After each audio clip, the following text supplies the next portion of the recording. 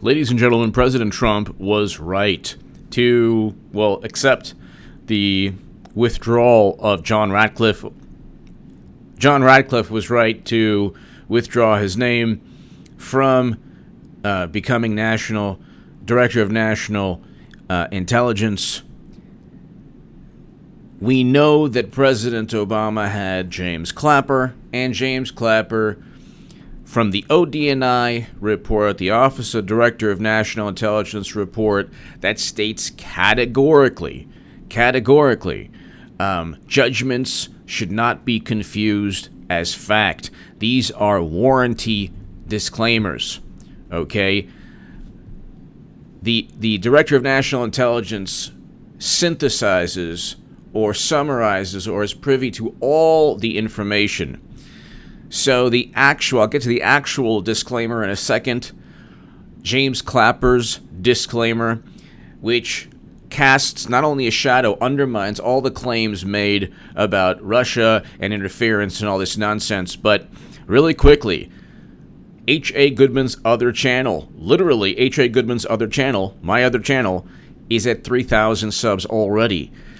It's a raw, unfiltered version of me, and it's kind of like, it's great. People love it, and I love it, and I can't wait to do my next segment, which will be right after this. It'll be below.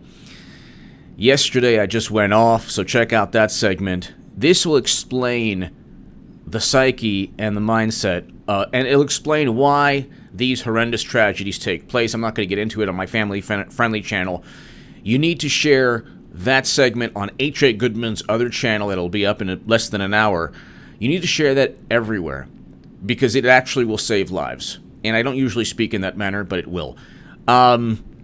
Anyway, John Ratcliffe, or it could be a gentleman named Fred Fleitz, whoever it's going to be, well, it's not going to be Ratcliffe, but whoever it's going to be has to explain to the American people what James Clapper wrote in his the Office of Director of National Intelligence report.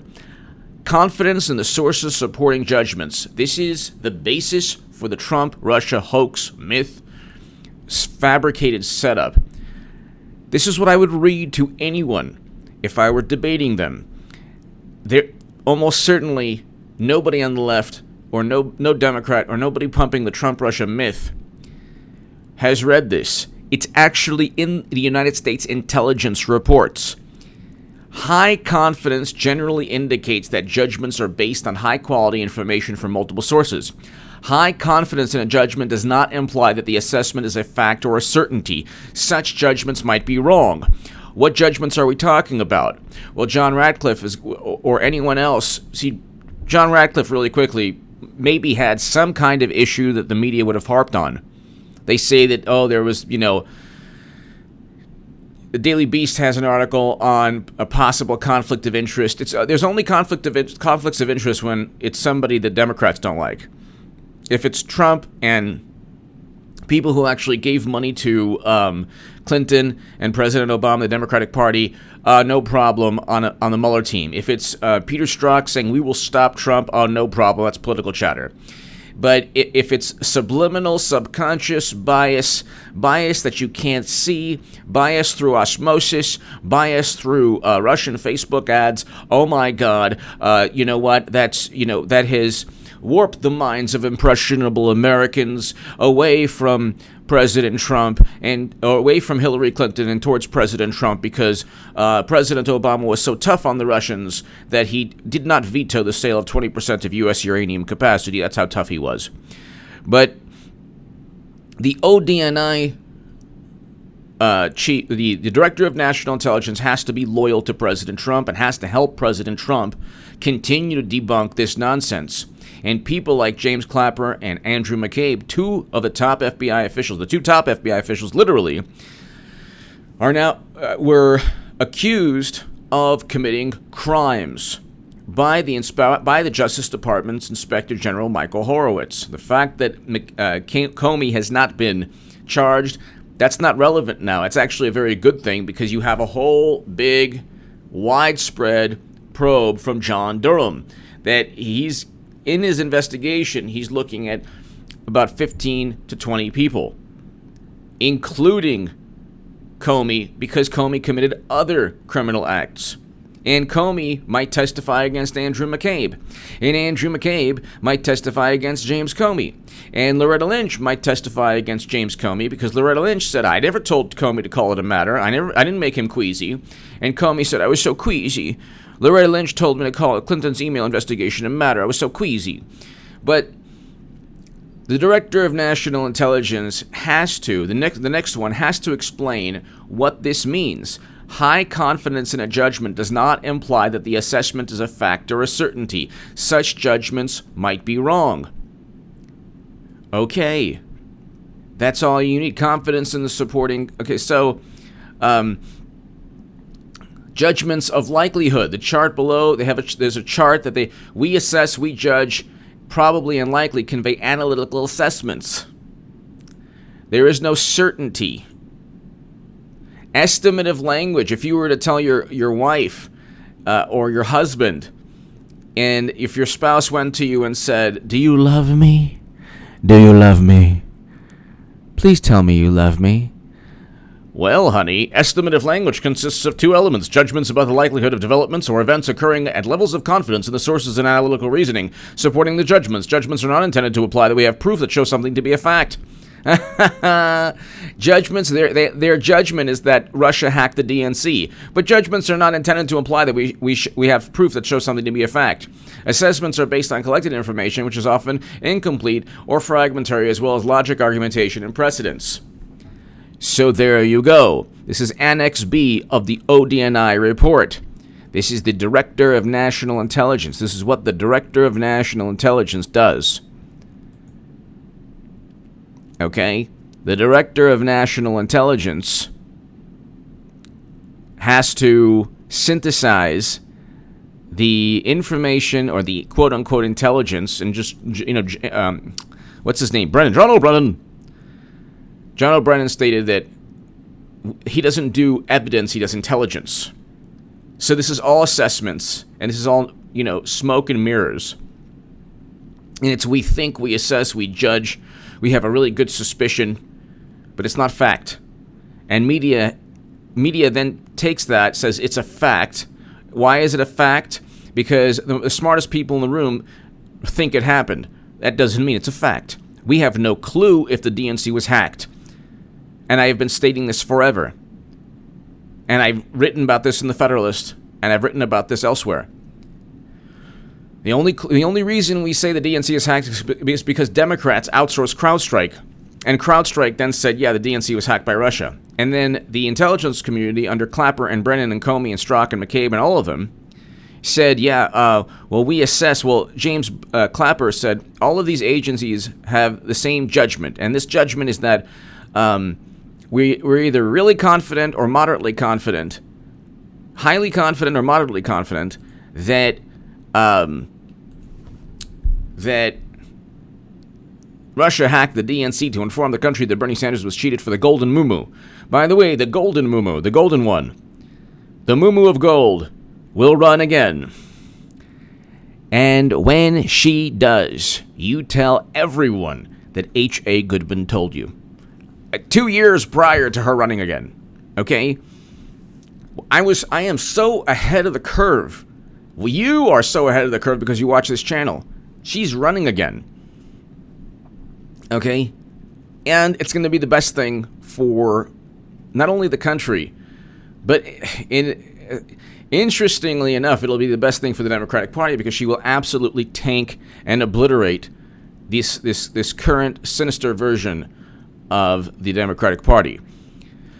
But the DHS report, the Department of Homeland Security, also says this report is provided as is for informational purpose only. The Department of Homeland Security does not provide any warranties of any kind regarding any information contained within.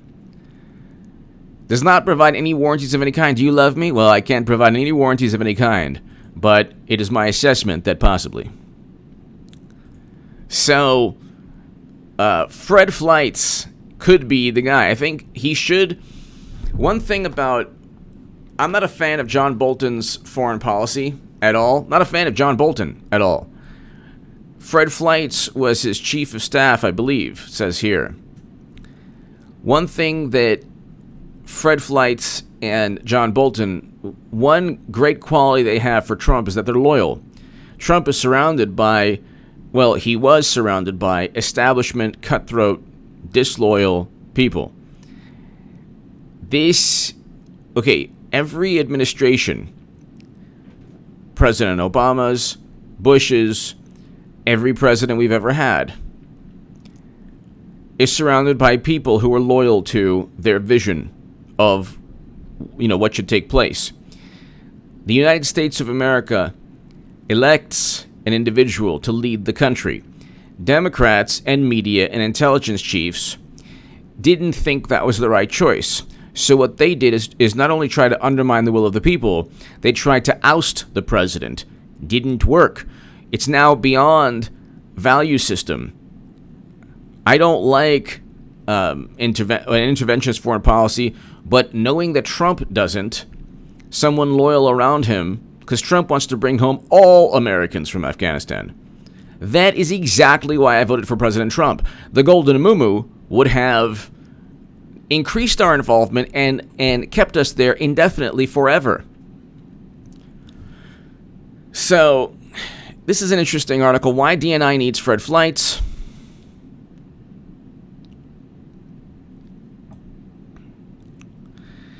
Fred Fleitz is someone the president knows he can trust. He's the best man for the job, not just for the president, but for our intelligence professionals who through him will have a chance to rebuild their reputation. That's all we need. This is Kenneth R. Timmerman. Okay, that's what we need. We need somebody who can debunk the Trump-Russia myth. I wrote in 2017, before the Mueller report completely imploded, the theories that said that Trump worked with Russia to buy Facebook ads to swing the election. I wrote Debunking the Trump-Russia Myth in 2017. The link on Amazon to my writing and Butter top secret emails, Butter deleted emails, that is below. That is below in the pinned comment. As is my Patreon if you want to support my voice long term. It's in the pinned comment. And also H.A. Goodman's other channel. Check it out. Very passionate about my next segment. Very important segment. Explains why these things take place. Ladies and gentlemen, Fred Fleitz hopefully is going to be the next Director of National Intelligence. You need somebody who Trump can trust. Now, Radcliffe I thought was a great choice. But even Radcliffe is still a political creature. And even though I do believe John Radcliffe's a great choice, he had to withdraw his resignation for some reason. And President Trump was saying, well,